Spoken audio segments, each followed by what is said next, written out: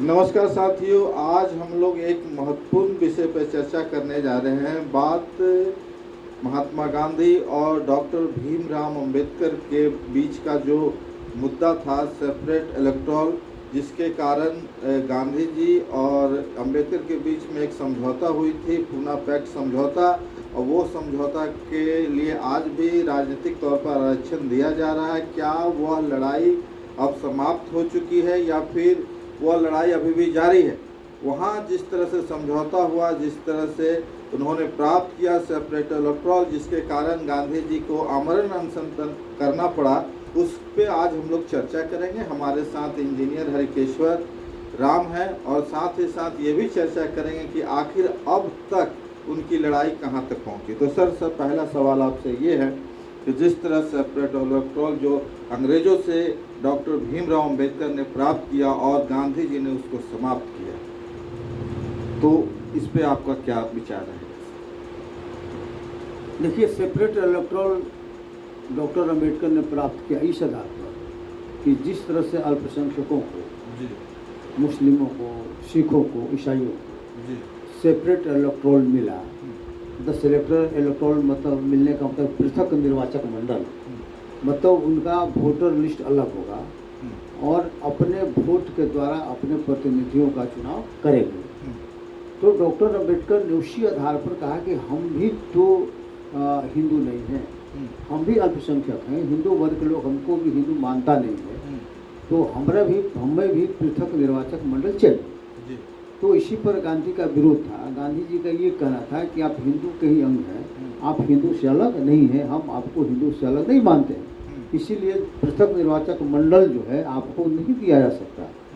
लेकिन खैर इसकी जांच हुआ और जांच में पता चला कि नहीं, डॉक्टर अंबेडकर का जो कहना है 100% सही है। और जो अस्पृश्य लोग हैं उनके साथ गाय गेरू की समाज जानवरों का साथ जो व्यवहार होता है वैसा भी व्यवहार इनके साथ नहीं हो रहा था। तो ये प्रूफ हुआ और प्रूफ होने के बाद अंग्रेजों ने सेपरेट इलेक्टोरल दे दिया अन्यों की तरफ, जिसे सिख ईसाई सबको मिला था। वही सेपरेट इलेक्टोरल जो है शेड्यूल कास्ट को भी मिल गया, शेड्यूल ट्राइब्स को भी मिल गया। और उसके बाद गांधी को लगा कि ये तो बहुत बड़ा गलत बात हो गया। उनके दिमाग में ये बात था कि जैसे ही हिंदू से कभी SC ST अलग होगा तो हिंदू खूब अल्पसंख्यक हो जाएगा और सब अलग अलग सेपरेट इलेक्टोरल से जीत के जाएगा, अपना प्रतिनिधित्व करने लगेगा, तो हिंदुओं का सत्ता नहीं मिलेगा। दूसरे अल्पसंख्यक के नाम पर जो दूसरे लोग हैं, सिख ईसाई SC ST मुस्लिम सब मिल के सत्ता बना लेगा और हिंदू सत्ता से बाहर हो जाएगा। और चूँकि हिंदुओं के प्रति उनकी कमजोरी थी और हिंदू की रक्षा करना चाहते, तो चाहते थे कि हिंदू ही सत्ता में रहे, हिंदुत्व ही सत्ता में रहे, हमारे लोग ही सत्ता में रहे और हम लोग को दूसरे लोगों को भी मान लें कि उसमें सहभागी बनाए। जबकि डॉक्टर अम्बेडकर का कहना था कि नहीं, आप मान लीजिए कि सबको आप शासन में क्यों रहिएगा, खाली आप ही क्यों रहिएगा, सब मान लीजिए कि मिल के निर्णय करें। उनका कहना था कि नहीं, निर्णय मेरा होगा, हम आपके प्रति भी सोचें। तो डॉक्टर अम्बेडकर का कहना था कि नहीं, सब मिल के सोचेगा, आप अकेले क्यों सोचेंगे, सभी लोग मिल के सोचेंगे, मिलकर निर्णय लेंगे और कोई भी माने कि जो जरूरी चीज़ होगा, जो लागू करने लायक होगा उसको लागू किया जाएगा, जो सबके हित में होगा वही लागू होगा, जो सबके हित में नहीं होगा वो लागू नहीं होगा।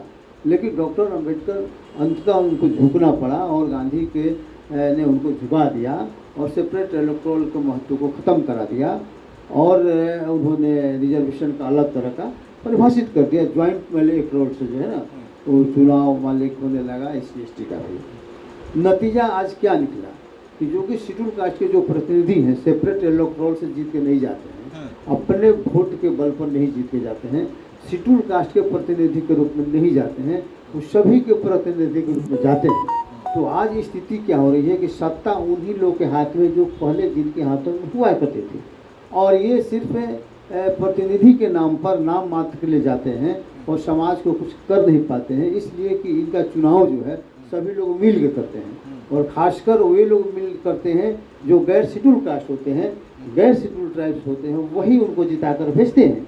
क्योंकि शेड्यूल कास्ट जहाँ कैंडिडेट होता है वहाँ आपस में लोग लड़ जाते हैं तो जाति के आधार पर वोट बढ़ जाता है और अदर देन शेड्यूल कास्ट होते हैं वे जिनको चाहते हैं उन्हीं को जिताकर भेजते हैं। तो दरअसल वो आदमी जो शेड्यूल कास्ट का प्रतिनिधि होता है सचमुच कहने के लिए तो शेड्यूल कास्ट के उनका नाम पर जा रहा है, लेकिन असल प्रतिनिधि होता है उनका जो उनको जिताकर भेजता है।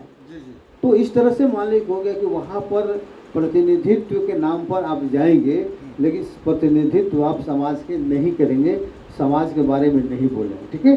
तो उस समय जो घाटा हुआ और आज भी वही स्थिति है। आज जो सत्ताधारी दल है आज भी शेड्यूल कास्ट के लोगों को पॉलिटिक्स में तो रिजर्वेशन है ही, शेड्यूल टाइप वो है ही, जीत कर जाते भी हैं, 131 MP जीत कर जाते भी हैं, लेकिन इनका प्रतिनिधित्व कहे कि समाज के प्रति प्रतिनिधित्व करने वाला बहुत कम आदमी मिलेगा, नहीं के बराबर मिलेगा। ये सरकार का प्रतिनिधित्व करते हैं और जिनके वोट पर जीत के जाते हैं उनका प्रतिनिधित्व करते हैं और शेड्यूल कास्ट शेड्यूल ट्राइब्स का प्रतिनिधित्व नहीं करते हैं। दूसरे में जो नौकरी पेशा में भी लोग हैं जो IAS है IPS है बड़े बड़े पदों पर रिजर्वेशन के माध्यम से गए हैं, वो भी प्रतिनिधित्व के नाम पर गए हैं। प्रतिनिधित्व करने के लिए ही रिजर्वेशन का प्रावधान संविधान में किया हुआ है, लेकिन वे भी जब वहाँ जा रहे हैं तो उनको निर्णायक पदों पर नहीं रखा जाता। निर्णय लेने वालों में SC ST EBC के लोग नहीं रहता है। इन लोग सिर्फ है कि वो जो इम्प्लीमेंट करेगा, जो निर्णय ले लेगा, उसको आप इम्प्लीमेंट करिए, इम्प्लीमेंटिंग बॉडी में आप रहिए, आप निर्णय लेने वालों में आप नहीं रहेंगे। जो पुरानी व्यवस्था थी, गांधी जो चाहते थे कि सारा निर्णय हम लें, आपके हित में भी निर्णय लेना हो तो हम ही लें, आप अपने बारे में भी आप निर्णय नहीं लें, हम जो कहें उसी को आप मान लीजिए, हमको सिर्फ आप सहयोग करिए, हम आपके बारे में सोचेंगे। तो आज भी लड़ाई वही है।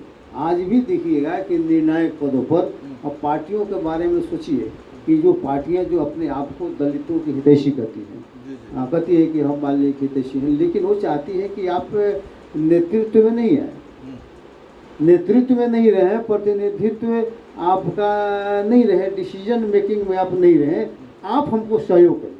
अभी आप उदाहरण के तौर पर देखेंगे कि आज की तारीख जो चुनाव हुआ तो सभी लोगों ने बहन कुमारी मायावती पर ब्लेम करना शुरू कर दिया कि इन्होंने हमको मदद नहीं किया, ये जो है ना इंडिया गठबंधन के साथ मिलकर चुनाव नहीं लड़ी, जिसके कारण BJP चुनाव में जीत गई, ठीक है। सब लोग कहते हैं, लेकिन किसी ने ये नहीं कहा कि आपने उनको प्रतिनिधित्व को स्वीकार किया, आपने बहन मायावती के नेतृत्व को स्वीकार किया, आपने निर्णायक मान लीजिए जो भी स्थिति बनी, जो मंडली ऊंचा रखने का आपने प्रयास किया, नहीं किया।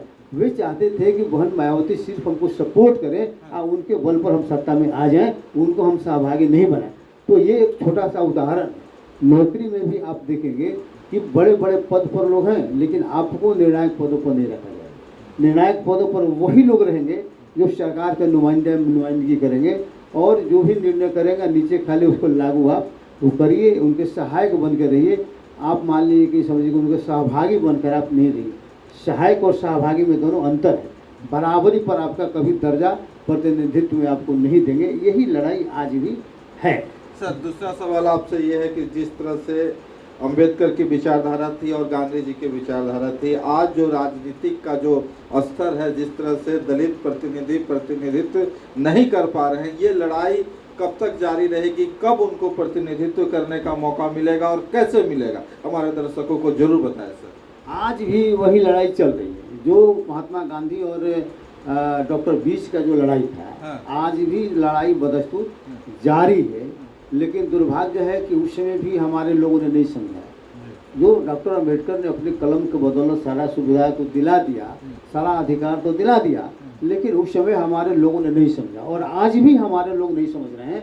आज भी लड़ाई कुछ लोग लड़ रहे हैं जो इस बात को समझ रहे हैं और अधिकतर लोग जो है ना उन्हीं लोगों के गुलामी में है, उन्हीं लोगों के बातों में आ जाते हैं और प्रतिनिधित्व करना नहीं चाहते हैं, नहीं प्रतिनिधित्व गुलामी ही स्वीकार किए हुए हैं। तो आज भी लड़ाई वही है और लड़ाई हमको लगता है कि बदस्तूर जारी रहेगा।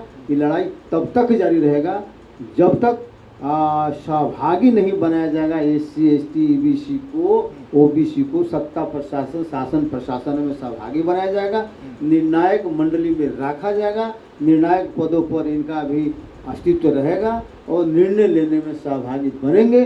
जब तक ऐसा नहीं होगा तो समाज के साथ SC ST OBC या किसी के साथ अन्याय होता रहेगा, बेईमानी होता रहेगा, भेदभाव होता रहेगा और इसी की लड़ाई है। और जब तक भेदभाव जारी है, जब तक अन्याय जारी है, जब तक बेईमानी जारी है, तब तक मालिक की ये लड़ाई जारी रहेगा। हमको लगता है कि अभी दूर काफ़ी समय लगेगा, जब तक हमारे लोग समझ नहीं जाते हैं, जब शेड्यूल कास्ट के लोग, शेड्यूल ट्राइब्स के लोग इस बात को नहीं समझ लेते हैं, तब तक ये लड़ाई अधूरी रहेगी। इस लड़ाई को जीतना उतना आसान नहीं है, आगे भी लड़ाई जारी रहेगी। बरस धन्यवाद आपका, जिस तरह से आपने डॉक्टर अंबेडकर और महात्मा गांधी के विचारों को स्पष्ट रूप से हमारे जनता के बीच आपने पहुंचाया, दर्शकों को बीच में पहुंचाया। आशा करते हैं कि इस बात को आप लोग समझ पाएंगे कि किस तरह हम लोग को प्रतिनिधित्व की लड़ाई लड़नी है और आगे जारी भी रखना है। अगर अभी हम लोग नहीं समझ पाएंगे तो काफ़ी देर हो जाएगा, क्योंकि हमारा जो समाज है काफ़ी पिछड़ा हुआ है और काफ़ी पिछड़ा है, इसका भी आपको ध्यान रखना है। फिलहाल वीडियो कैसा लगा ज़रूर कमेंट करके बताएं। अगर वीडियो अच्छा लगा तो ज़्यादा से ज़्यादा शेयर करें, क्योंकि ये समाज को जागरूक करने वाला संदेश है। धन्यवाद। जय भीम।